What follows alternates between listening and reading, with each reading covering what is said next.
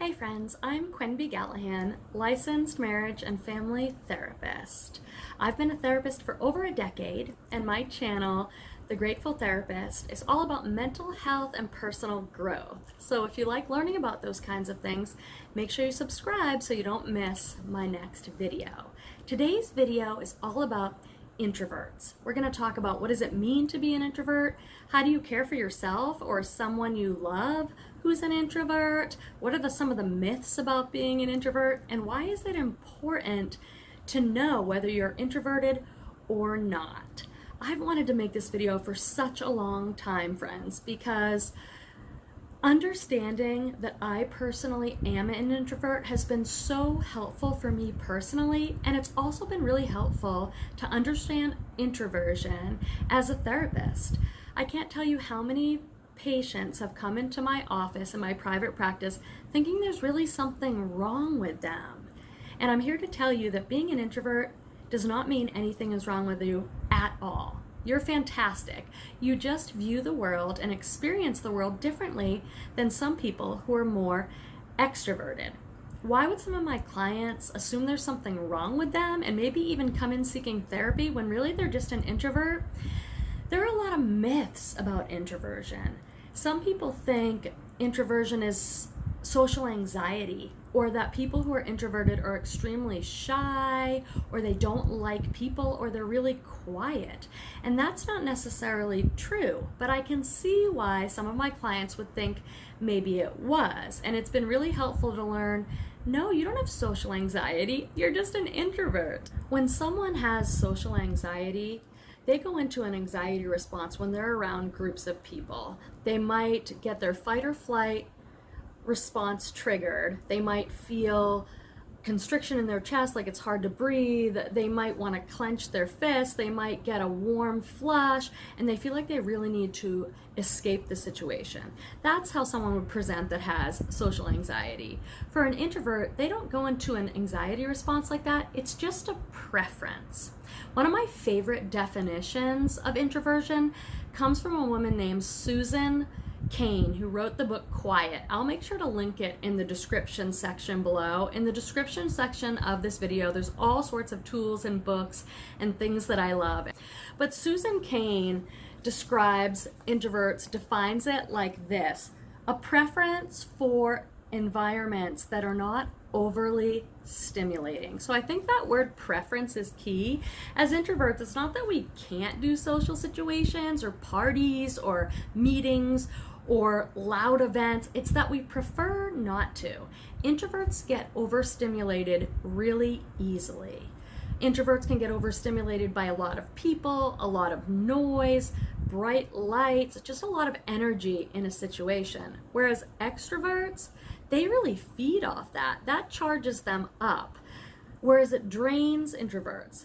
So for example, an extrovert, someone who derives energy from a lot of people and stimulation, they can manage to do a whole lot in one day. So it wouldn't be unheard of for them to wake up, go meet some friends for some coffee, go with a different group of friends to some indoor soccer match with noise and cheering and lights, then maybe meet some other friends for lunch, and then go to the mall, pick up a few things, and then maybe go out to dinner on a date. That's like a typical day for an extrovert, and they're just fine.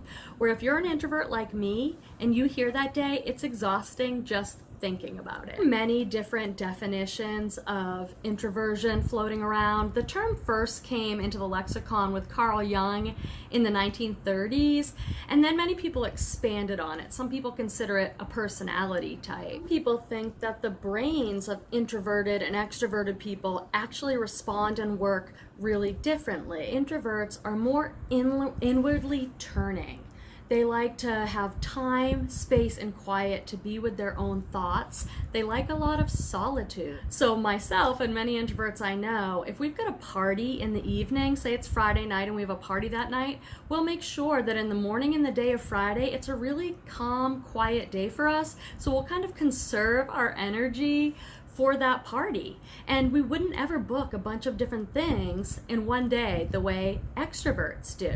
And it's not that one is better or worse than the other. Introverts and extroverts are just different, and it's really important to understand the different ways that introverts and extroverts work and the way our brains work and what our preferences are, because that way we can work together better. One of the things that many introverts struggle with is that the world, our current modern world and society, is really much better made for extroverts.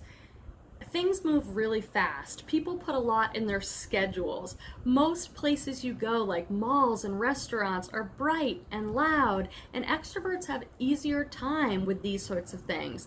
Working in groups, doing a lot of multitasking, the things that are really normal in our culture today seem to come easier for many extroverts, and introverts struggle. So I think that's why sometimes therapists like myself will see patients in the office who feel like maybe there's something wrong with them because the world seems a little bit harder. And for those people, it's really helpful to understand, no, there's nothing wrong with you. You're just built a little bit differently.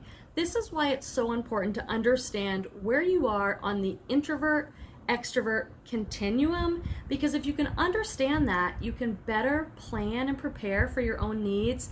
And especially, it's important to teach the people in our lives that care about us what our needs are, because they might be really different. The thing that I said about introverts and extroverts just then is really important. Most people believe that it is more of a continuum, and people lie somewhere in the middle. So nobody's 100% extroverted or 100% introverted. My entire life, I feel like I've been somebody who's been really misunderstood in this way, because I would never be described as shy or quiet. I'm actually pretty outgoing, I'm pretty animated, I do okay with public speaking, and yet on the continuum between introversion and extroversion, I am very far on the introvert side of the continuum. I need a lot of time alone. I can go out, I can laugh, I can be loud, I can have fun with friends, but then I need a lot of time afterwards to just rest and relax. It's so important for the people around us to understand this about introverts. One reason is because then they don't take it personally. For example, I've had clients come in to my private practice for therapy, and their boyfriend is very upset with them. The boyfriend feels like oftentimes their introverted girlfriend is very shut down or closed off, or they feel like she wants too much space. Maybe there's something wrong in the relationship. But what's important for her boyfriend to understand is really that I love you, I care about you, I want to be with you. This is not personal, but we just went to a party, and after a party where I've been around a lot of noise and people, I just need some downtime. So my client can learn to communicate well so her boyfriend doesn't take that personally, that her boyfriend can begin to understand that, well, after we do a big event, we go somewhere where there's a lot of stimulation, I'm just going to need a half an hour to lay in my favorite armchair with a book and just be quiet for a while. That's how I recharge. That's how I feel like I've come home to myself and I'm processing everything. And maybe we can get together at dinner time tonight, babe, and talk about the party, who we saw there, because that's what I'm thinking about now, but I need to do that on my own quietly. So you can see how that would help both people in the relationship. It would help my client's boyfriend really understand that it's not personal, it's just what she needs and the way she is, and it helps my client not to judge herself. And if you're an introvert like me and maybe 20 to 40% of the population, it's important to understand that you're an introvert, not because we want to label you or diagnose you or anything like that, but because it can help you better take care of yourself. You can begin to plan and schedule things better so that you don't get overwhelmed and overstimulated. And the people in your life that you make plans with may need to understand this about you, that no, you don't want to go out to 6 different stores and then lunch and then meet some other friends. You want to get together for maybe a couple hours, take a nice hike where it's quiet and you can really talk, and then maybe go for a coffee at one of your favorite cafes.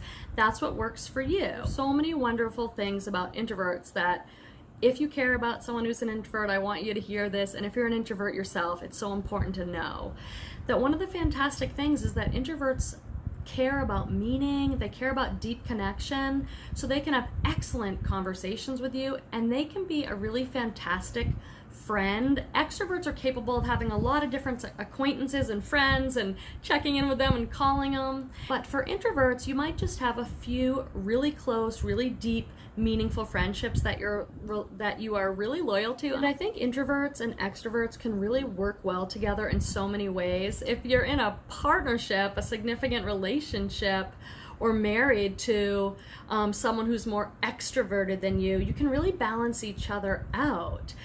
You can help slow the extrovert down sometimes, and they can help bring you out more. So I think it can be a great complement in a relationship as long as you really understand each other and you don't judge each other for that. You really accept each other for that. I think it can also be great to have extroverts and introverts in the same workplace because, like I said, their brains kind of work differently. Extroverts are really quick with ideas and vision and can think on their feet. Introverts might take the information, go back, mull it over quietly for a while, and then come back with a different idea. So I think it's so important to have both introverts and extroverts working together in the same workplace because it's a really great complement. So I would love to hear from you in the comments. What do you consider yourself on the continuum, more introverted or extroverted, and how has that been in your life?